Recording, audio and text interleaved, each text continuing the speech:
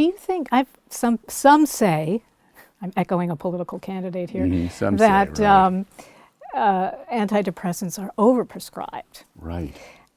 Folks say that. What do you say?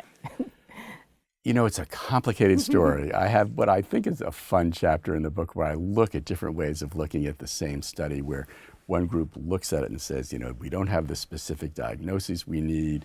Doctors are prescribing people who don't really have this core problem, depression. Another group says, yeah, but these people have been hospitalized for depression before. They've, you know, had terrible events in their lives. They've have other illnesses alongside, and that this is, you know, on the whole, the group being prescribed for is a pretty acute and chronic group. It's a group with a lot wrong with them. So I think it's hard to know. I think probably both things are happening, that people who don't need the medicine are on them, and certainly it's the case that many people who could benefit from the medicine have never been on any antidepressants. So I think we need to get a little more precise in prescribing and educating doctors about how to prescribe. Yeah, and the key word there is doctors, because most of these medications are actually prescribed. Right. Psychiatrists are doctors, of course, Right. but they're prescribed by primary care doctors Right. who don't have the kind of follow-up that you Right. have. And Right. However, I do think there, and I'm, you know, maybe out on a limb or not, you know, in the mainstream in this, that the main problem with primary care prescribing is that people go off the medicine.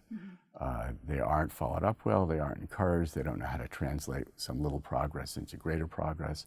They go off the medicine, you know, and the other problem that doctors are simply overprescribing, I think, is counterbalanced by the enormous tendency to underprescribe before these medicines became popular.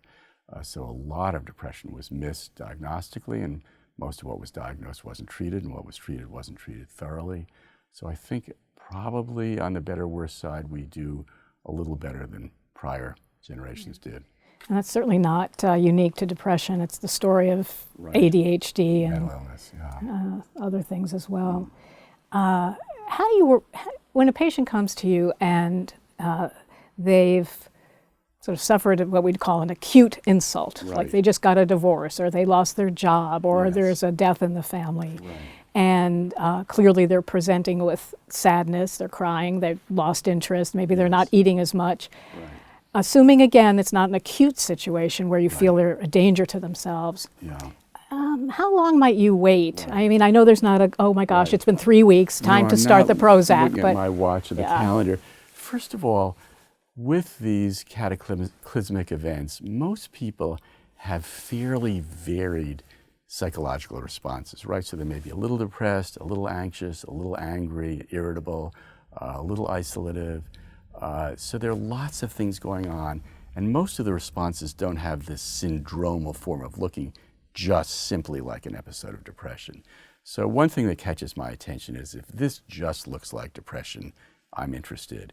If there's a family history of depression, if there are past episodes of depression, if there's suicides around, you know, in the family history, say, you know, that has my attention. And if they're more. drinking or using drugs. If they're drinking, using drugs, I'm not happy. That doesn't necessarily make me rush to use antidepressants, but And it gets your yes, attention. it gets my attention.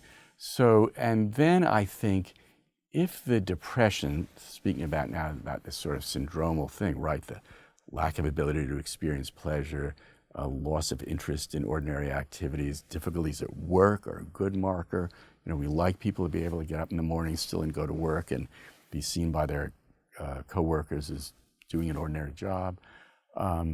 Yeah, if things start going wrong in that way and staying wrong, I start thinking this is not just, you know, normal response to bad news. This is starting to worry me. And as I say, worry is kind of my deep marker for having a discussion about medication.